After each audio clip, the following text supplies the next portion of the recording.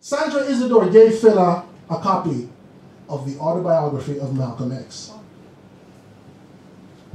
She gave him a copy of books about Africa written by African Americans and West Indians. And the African Fela discovered that he was an African.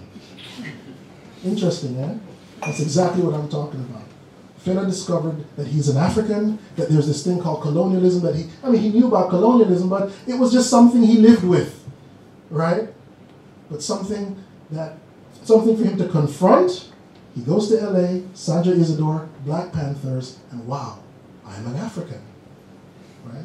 So when Fela says that he despised reggae, right, it's really, I think, a jealousy, right? Because his notion of Africa and the third world didn't come from Nigeria or Yoruba land or Abeokuta, which is where he's from. It came from being in Los Angeles after being in London for a while, meeting an African-American woman, member of the Black Panther Party, gave him a copy of the autobiography of Malcolm X.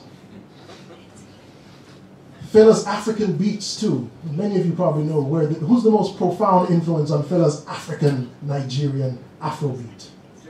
James Brown. Exactly. James Brown.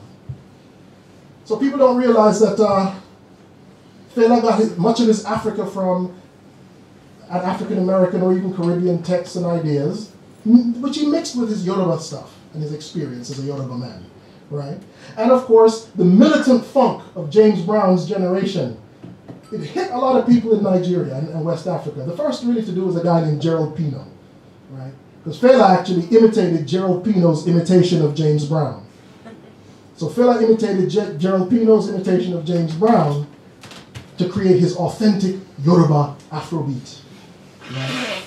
And his vision of Africa comes through this very interesting, weird, psychedelic movement, right? Now it's important though that when Fela takes this stuff and puts it together, a true artist is not someone who originates, it's someone who synthesizes, you know? It's someone who synthesizes.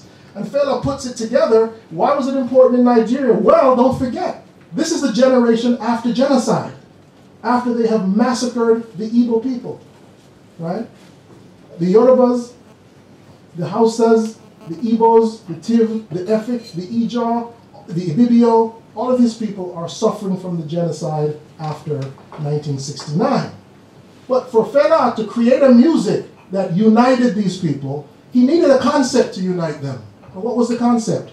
Africa, that he got from outside. Race, understanding that we're not ethnic groups, we're a race. We're not Tiv or Efik or Yoruba, we're black. An imported notion of blackness. So basically, the music that Fela was producing and all of the other bands that exploded in this period, the music that was based on creating an Africa that never existed before. A brand new Africa that came partly from Los Angeles and partly from Jamaica and partly from London, right? So this Africa that never existed before, these black people that were never black before, they were Ijaw, they were Hausa, they were Ibibio, they weren't black. Fela's music helped produce the sense that we are one people, right?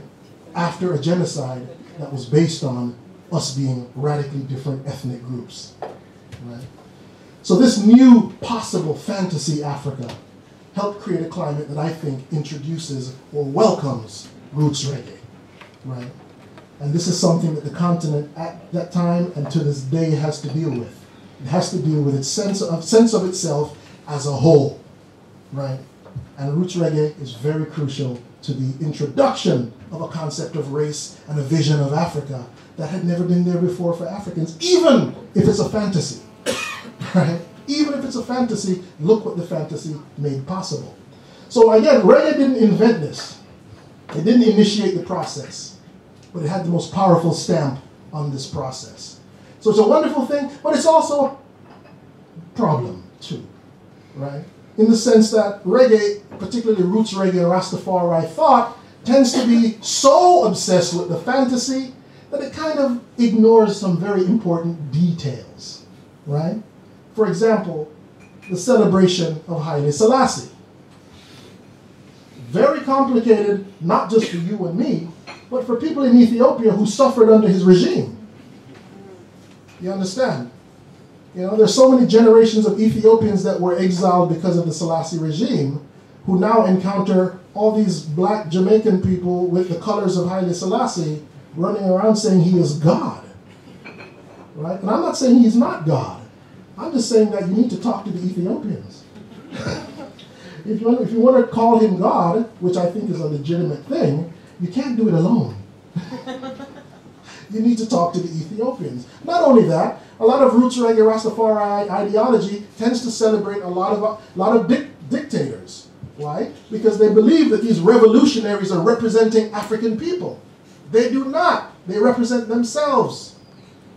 And so the blind celebration of African revolutionaries has led to a celebration and a support for dictatorship.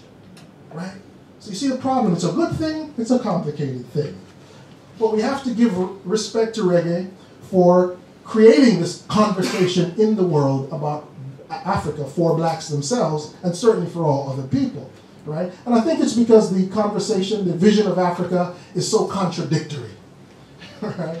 Because it's so contradictory, it requires more and more conversation and more imagination, right? So it's more important to realize here at the end that Rastafari roots took root on the continent of Africa, not just because of its sound, but because of its language of race and racial identity, and a vision of Africa that didn't exist before on the continent.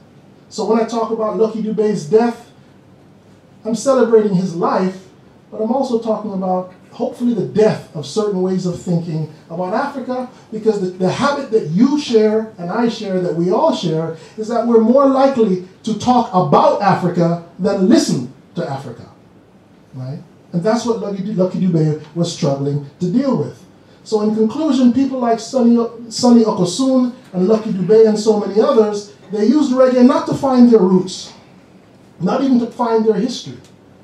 For them, reggae offered them a vision of the future that they didn't have before. Their ethnic traditions didn't give them a vision of the future, and if they turned back to their own tribal roots, there was genocide.